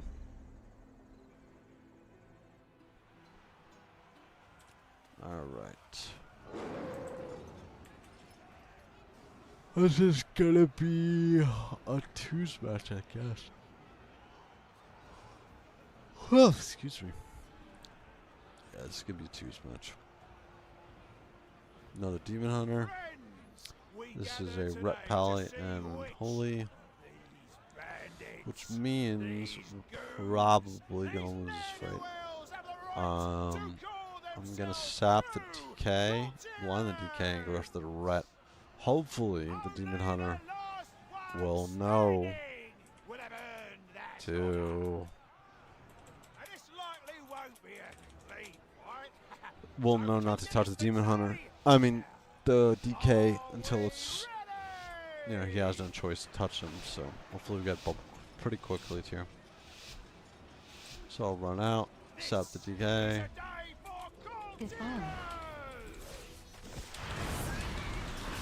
Icebound. Crusade. Anti-magic ice. Divine time. Lichborn. Divine shield. The bubble. Shell down. Blinding fleet. Grabby and final reckoning. Lichborn down. Before. Vengeance shield. Vengeance shield down. Family justice. There's my cheap death. Goodbye. Forbearance down. Yep. Jesus Christ. It's unbelievable how much damage he absorbed. His healing was, yeah, was 9 million. It's the immunities that he had there. He didn't get to his, he had bop too. I think he did lay on hands and his shield. I did his absorption shield, which saved him at the end there. So I tried to shadowy duel the unholy decay off of the demon hunter, but again he couldn't push through. He didn't do enough damage to push through the pally shield, or at least it wasn't until I was out there that we really got any of the paladin cooldowns. So yeah. If we look at the damage, Paladin did the least amount of damage because he's using all of his combo points for healing finishers. Shadow Strike, probably Shadow Strike a bit too much there. How many Shadow Strikes did I get? 18. No, I got 18 eviscerate, which means each eviscerate I can hit twice. Excuse me. Do they have the extra eviscerate? Yeah. So I did 18 divided by 2 is 9. I did actually do, so Shadow Strike I probably did a little bit less than 17 because I have the talent where every 15% of every time I Shadow Strike I get additional Shadow Strike for, I think it's 50% of the damage. I don't really take it for the damage component, I take it for the combo points. Because being that I have so many combo points, 7, I want to make sure if I do hit the lottery, if I do get a crit on that damage, or if I don't, I get that additional Shadow Strike and it fills up that entire bar so I can just eviscerate, eviscerate, eviscerate.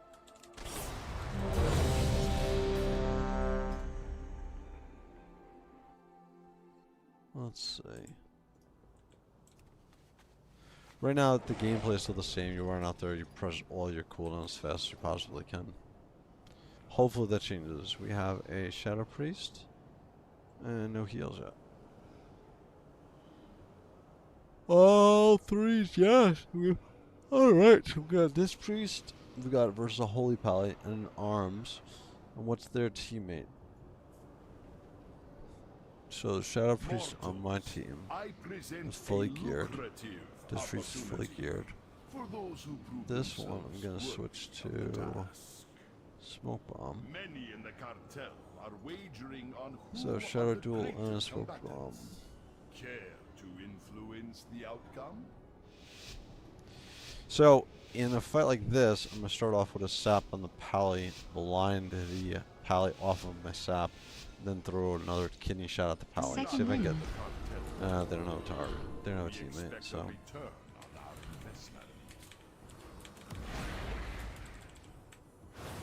Pally. I will sap them again. Intimidating shout. Light reduction. Tranquilizing reflection down. Okay. Shadowy Pony nothing. That's okay. I got a free restyle out of this. Fear of Bastion. Sap. Super smash. Full sap. Sap Pummel. again. We'll No sap matter again. who wins, we profit. Okay. And that's it. Granted, it's a 2 versus 1, but like I'm just CCing the healer at that point. I use my Shadow Duel CC on the target. Just let the Shadow Priest kill the warrior, so it likes to go crazy. Again, I didn't let the healer press any buttons. That fight. Granted, it's a 2 versus 3, but still, I'm not letting him press any buttons. He wanted to stay behind the pillar while he was in the Shadow Duel. Great. Sap duration, sap DR wears off, and I can get full sap on him. One thing they fixed was you used to shadowy duel somebody, and then right as a shadowy duel, you would drop combat. Right as a shadowy duel would end, you would drop combat for whatever reason, and you could immediately go into stealth, even if you were hitting the target. They seem to have fixed that, so you can't take advantage of that as a rogue anymore. So, let me queue. Yep, I did not queue. We'll queue one more of these arena skirmishes. No, I'm in queue. And then we'll do BG. So, this is your, if you look on the map, just like I showed the last stream, this is where you're going to have your PvP area right when you first walk in. To them being city, you're going to have your PvP vendors here. War mode, coordinator. I guess that this is where you're going to use the bloody tokens that you would get from World PvP. Competitor's recipe is, because I'm doing jewel crafting, I guess I'll be picking this stuff up. Conquest Quartermaster, so here from your arena is where you're going to buy your gear from. So right now, because the season hasn't started, there's nothing to buy from the vendors. So alright.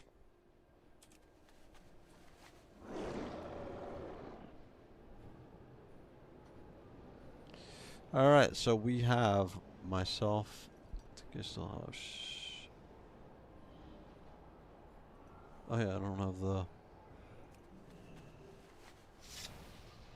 So it's a Windwalker and a Shadow Priest versus Shadow Priest. So if he is fully geared. He is fully geared, and he gave me Power, Work, Fortitude. Fun, fun, fun. So we have 2 healers. We have 2 people who can heal. Shadow Priest can probably be the tankier of the 2. Plus I need to keep that guy off of my Shadow Priest. So I'll play smoke on this game too. Ring of Peace. Invoke Doom. Diffuse magic. Okay, we'll wait for him to drop. Clash. Windlord. Windlord. Cut this up. Trinketed. Light Slow. Shadowy Duel. Touch of Karma. Oh, cool. Fist Fury. Storm Earth and Fire. Spear Strike. Windlord down. Karma's down. Paralysis. Smoke. Fist Fury. Grapple. He's dead. Back to the Shadow Priest. Got silence. Come back with cheap shot. Cheap shot again. And there we go. End of the story. So the Shadow Priest actually worked really well. I left him on an island for a decent amount of time, but I CC'd out the Shadow Priest. Shadow Priest did 38k, so he literally did like nothing. He did all of his cooldowns was as part of healing, really. 1.83.5. He really didn't do anything. I'm not sure what that guy did.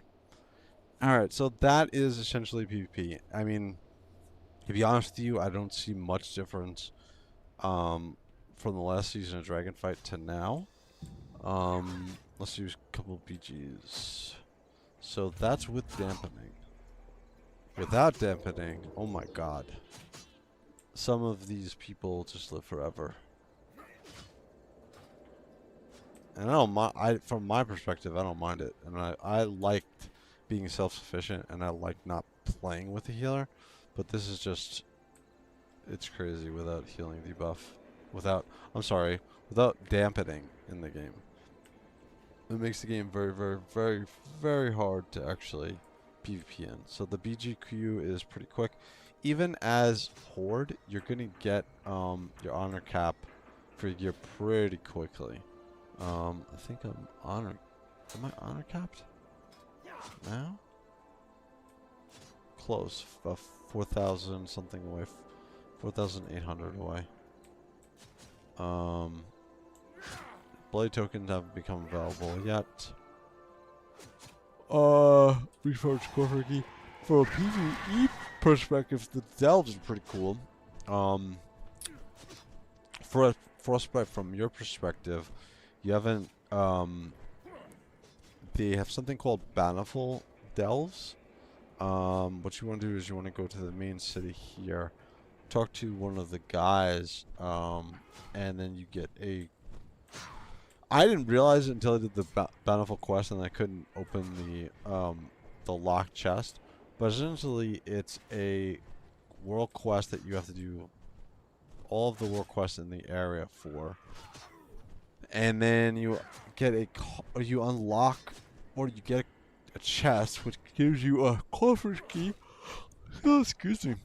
And then you can do a bountiful delve, and at the end of the delve you get a chest that you can open using the coffer's key, and there's extra, I think there's legend, oh no, it's a component that you need for your gear, your epic gear each week. So what's up, Kenzo? What's going on, sir? Thanks for stopping in. Tomorrow's a big day. Tomorrow's Space Marine 2.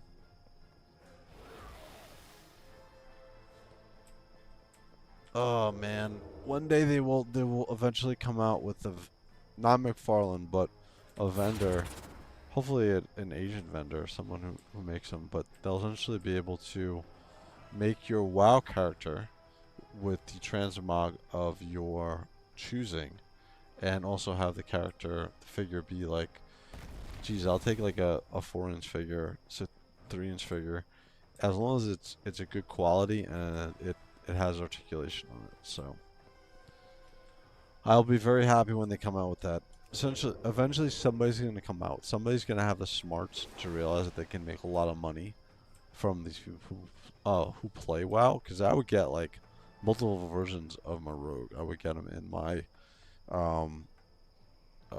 my Night Slayer outfit. I would get them in my. I think I have a figure print from season 4 of Wrath with my Warglaives. So I would get a figure doled out in him, in that outfit, and I would get it in my current transmog, which is probably my favorite of all time. This expansion actually added something to it, which was I know that they call it alchemy vial or bandolier, but like this is a poison bandolier or poison pack. This is not a bandolier pack for alchemy. There's daggers and shit. Guys, if anybody's played any time with WoW, you remember Wrathy Basin, you remember Warstone Gulch essentially, and the eternal AVs that used to last for days. Anyway, we'll get the damage increase. This is going to increase, I think it's 30%. That increases the damage I take. Oh.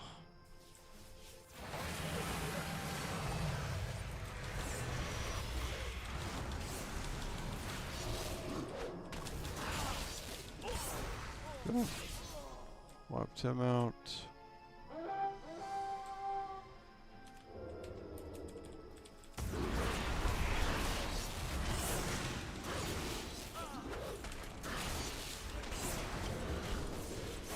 See what I mean? Did you hear the Vanish there?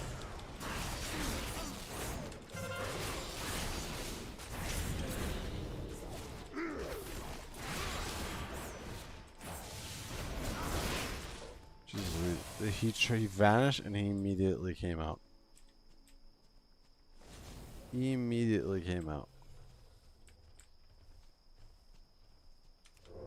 Now, I don't think he meant to do that.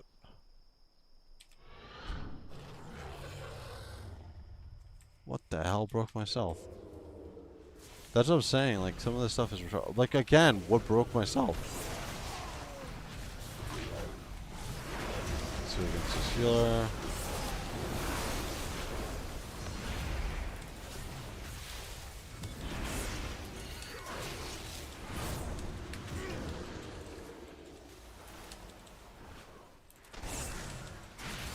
Five seconds.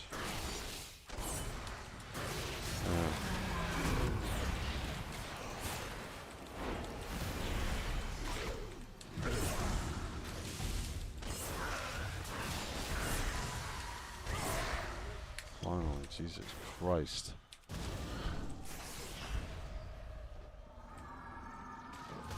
Oh.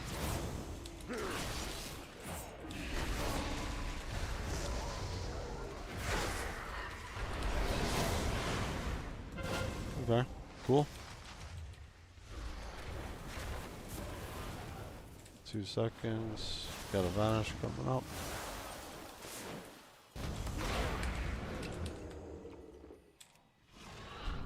See what I'm saying? Oh my god.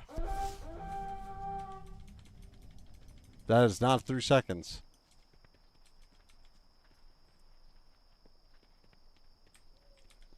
Thinking PvP. Let's read the tooltip. 1.5.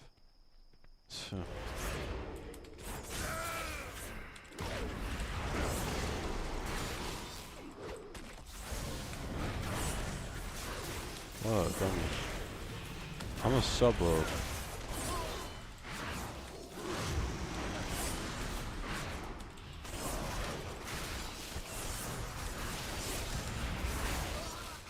Jeez Louise.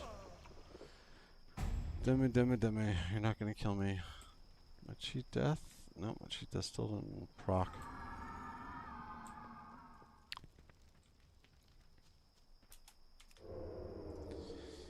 Alright, yeah, 1.5 seconds compared to 3. 1.5 seconds is nothing. The ship breaks immediately.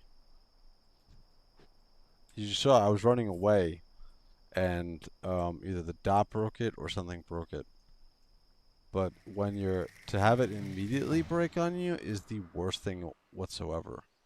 Cheat doesn't work sometimes, but there are other defensive cooldowns from people that work all the time. Shit, I'd be happy if somebody's stuff didn't work sometimes. What the hell broke my stealth? I love walking around and randomly, like, I don't... I just randomly come out of stealth.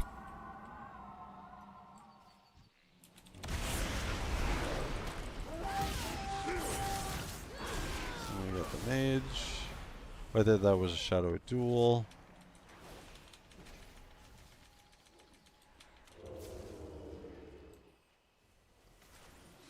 Actually, I can't believe that worked. So it took him out of the eyeballs of the healers. But look at this! I randomly come out of stealth. I was nothing. Nothing hit me. I have no debuffs on me. Oh, this game.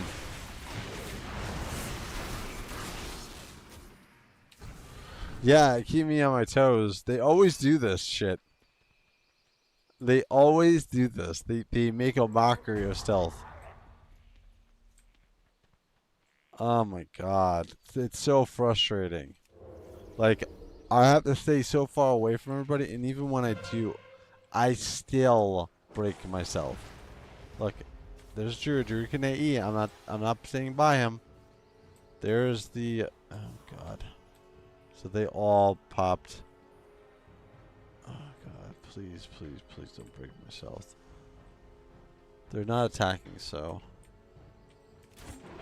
alright. They're too close for me to try to take someone out solo. Look at alright, so for some reason I'm in combat.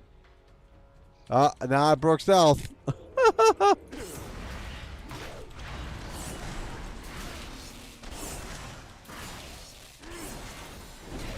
That was my mistake there.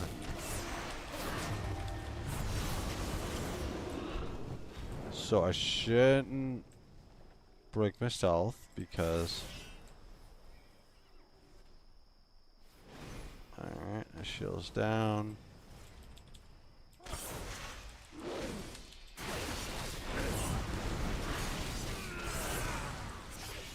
There's a rep pally. We'll take away his token.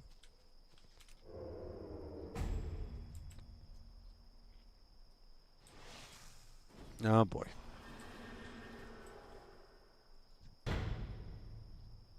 Pets. I have to change this bar. Rogue. Immediately. He has an auto trinket. Oh my god.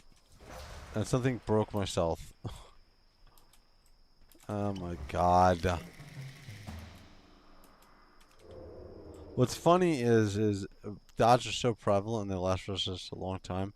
Nothing hit me. Nothing hit me. Nothing did any damage to me. I didn't have a debuff on me, and my stealth is breaking.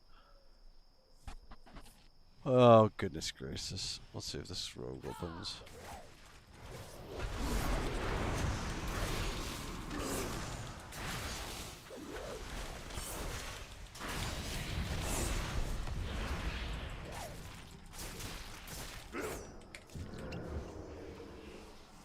Okay.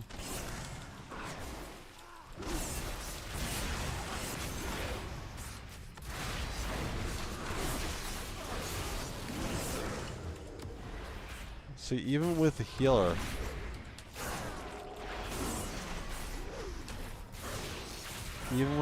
rogue is terrible.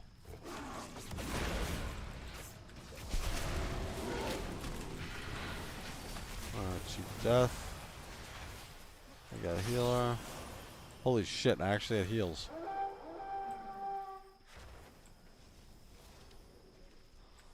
The assassination rogue is just terrible, I'm sorry. If you're playing assassination and you're watching this, don't play assassination rogue. It is not a good spec. Not at all, not right now.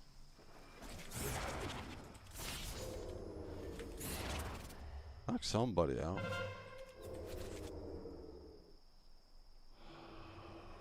That's weird. I hit something because I got combo points for it, so that's weird.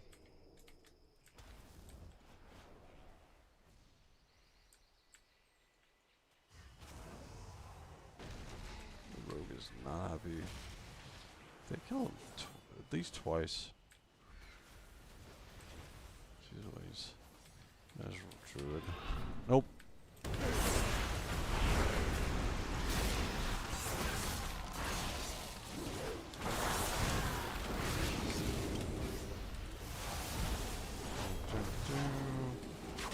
There's a mage.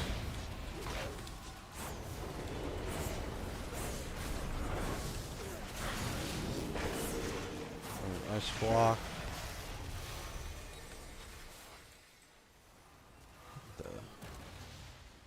This ice block will end in just a second. He's trying to just poly me. Okay.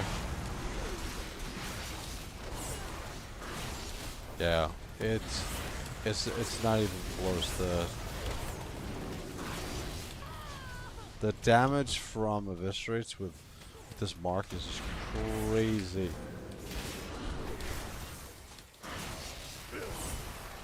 Look at this. This is from not even a shadow dance. Now obviously now I'm pushing on a shadow dance. This rogue has no chance. Oh man, I feel bad. I want to talk to these rogues who are playing assassination. Ugh. It's just a waste of time.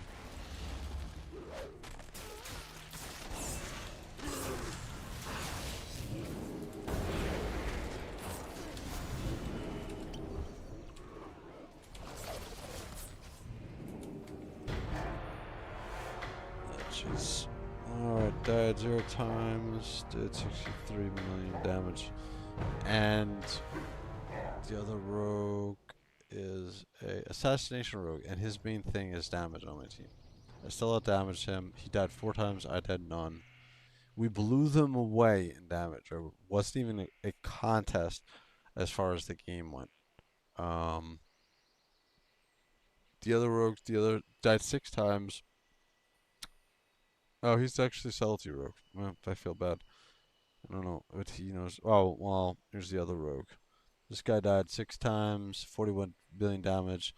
Subtlety. Again, I mean, assassination. If you're assassination, yeah, don't put putting stuff posters around you, dear wood.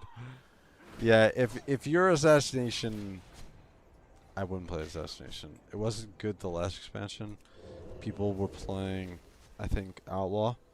Because the games, you had cooldowns forever, essentially, but you did no damage. In the World Championships, it was a Warlock shaman rogue, I want to say, versus a warlock, demon hunter, druid, I think is the healer, or maybe it was 2 shamans, or maybe it was 2 druids. Either way, anytime that the guy would get low, the announcer would be like, the healer for the non-rogue team was CC'd, and he's like, "Oh, it's a kill tip's coming down," and I'm like, "No, it's not. No, it's not. The combat rogue does no damage. There's no damage at all. All of the combat rogue, or the aloe rogue, is there for is for, to stop, to make the games go longer and to enable your warlock, your affliction warlock to do damage, but it's just terrible. Assassination is terrible. It's boring. It does damage, but you die really fast. And then I'll do a couple more skirmishes, but yeah, it's and then outlaw is just no damage whatsoever. You have cooldowns and you live forever, but you don't do anything. So people just laugh at you. You feel useless.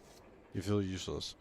And outlaw hasn't been good since days of Red State Killing Spree, which was back in MOP. Once they took that away and they made Killing Spree hit like a wet noodle, outlaw or combat back then, since outlaw is just terrible. It's a lottery spec, and you hope you hit the lottery, and you hope you hit the lottery again, and you hope the healer doesn't out heal what you're doing, which 99% of the time is not gonna happen.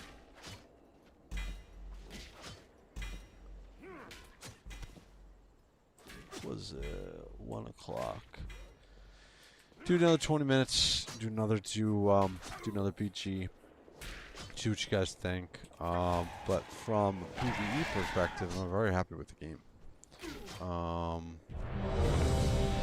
think I cleared all of the quests out.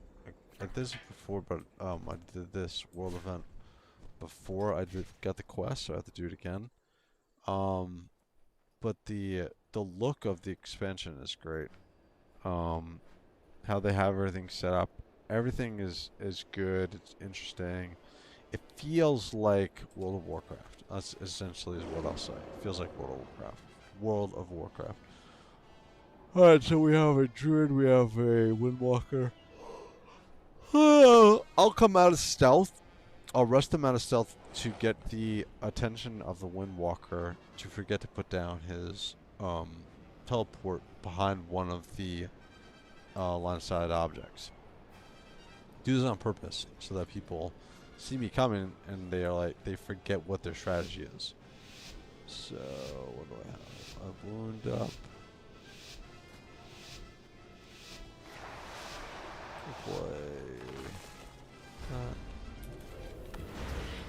Trinketed. Cool. Karma. He forgot to put down his teleport. I'll wait for the druid. Ring of Peace.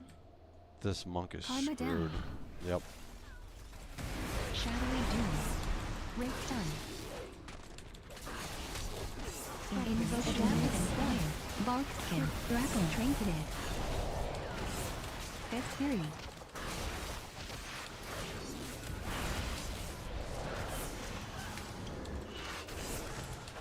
Wild Charge. Mighty Ash. Incarnation down. Yep. He randomly knocked me out of stealth. Damn, but I'm surprised he doesn't have.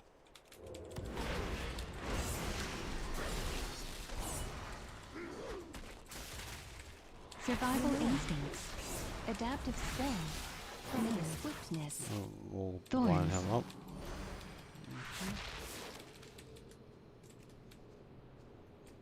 Yep.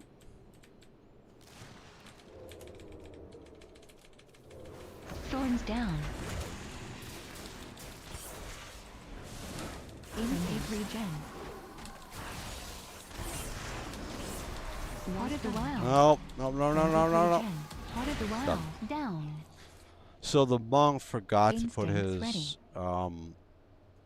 his ready. I think I'm done now. So the monk forgot to put down his teleport. He went 1v1 versus the DK, which is not going to be a match he's going to win. He had to use his touch of karma against DK, which means that the second he's down with karma, I'm gonna I'm just gonna come in and do as much damage as I possibly can. The druid tried to go me initially. I showed a duel to stop the druid from interrupting my damage for the first at least 4 seconds. The monk kind of just flopped over at that point. And then I guess that the druid used all his cooldowns on the DK because I left with Shadowy Tool, and he went after the DK, killed the DK. But at that point, I had enough cooldowns. I'd used one Vanish to finish off the monk, and then I used another Vanish to get away, which the druid broke, which you guys saw. 1.5 seconds Vanish is bullshit. At least make it 2. But I had enough cooldown I could deal with the druid. You know, he popped thorns. I could hear it because he's Gladiator Losa. Plus, also the visual verification is easy to see when he's popping thorns. I blinded it. He didn't have a trinket for it. At that point, I'm just coming back when Stun DR is back up. And then I finished him off. And he went bear. He went bear too late. So even bear, I think at this point of the game, I think they can. Correct me if I'm wrong, Frostbite. If you're playing as Feral, you can play a tank spec as your secondary or something like that. You can make bear more powerful, or you can make boomkin, or you can make healing, or I think you can make your primary spec more effective. So maybe he didn't play tank spec or didn't have the extra tank into it. So, but either way, so that was my take on World of Warcraft. I am really enjoying the game a lot. I play the game every day. I would be streaming more, but since my surgery, I get really tired. Yeah, that's what I thought, Frostbite. That's what I thought. But since my surgery, I've just been really tired. So, solar skill builds, yeah, exactly. That's what I thought. But I am going to call it a night now. For what? Almost 2 hours. About 2 hours. So hopefully you guys enjoyed it. You can see, well, I didn't get any 3s games really, and just a couple 2s matches. The damage looks good on Subtlety, but I'm playing against people who are questionable as far as what they know, not their skill level, but what they know. So we'll see what the game is like once the season starts and people start to get gear. We'll see what the healing is like. 2s will be really the main thing that will decide whether I enjoy this expansion a lot. We'll see. I'll do some Soul Shuffle. I'll do some Soul Shuffle as RBGs because I have the title. I do want to do some RBGs if it's good. I want to see how they're going to deal with. I don't think there's dampening in Rated Battlegrounds, so I don't know how they deal with that. But we'll see. So, project all good, bro. I like watching you play and be able to ask you. Yeah, absolutely. Hopefully, again, my speech isn't the best since the surgery, but hopefully you guys follow along. Some of the macros that are helpful to me, as well as I love using IceHud, and I gotta get used to and customize Plater, which is the nameplates that are flying around the room. So they stopped updating this add-on I really enjoyed called Lose Control. And since they've done that, I gotta find something that's gonna have CC on all the targets, so I can see what's going on. So,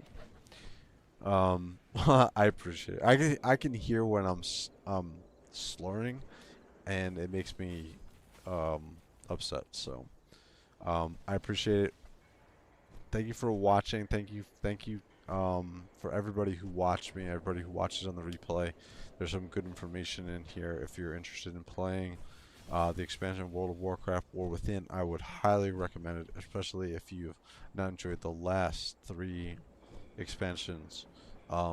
This would be the best expansion that I've had fun with. So Feels the most like World of Warcraft. So yeah, if you guys enjoyed this, please like, subscribe. If not, this will be the last time I talk to you. But tomorrow I'll be back on. I'm going to stream Space Marine 2. I'm a huge Warhammer 40k fan. So Space Marine 2 is officially, well, the early access is tomorrow. So I'll have the early access. It starts East Coast U.S. time around 12 o'clock, noon. I won't be, I have a doctor's appointment, so I'll be home probably and on about 2 or 3 o'clock in the afternoon, Eastern Standard Time. So hopefully you guys enjoyed this. Hopefully you understood what I was talking about. I wasn't using too many old school sayings. So if you like, I definitely am going to be streaming some more World of Warcraft over the weekend, and definitely on Tuesday. So, alright guys, thank you for watching. Thanks first for watching. Thank you guys for watching. I'll be back. Definitely check me out tomorrow. Alright guys, bye.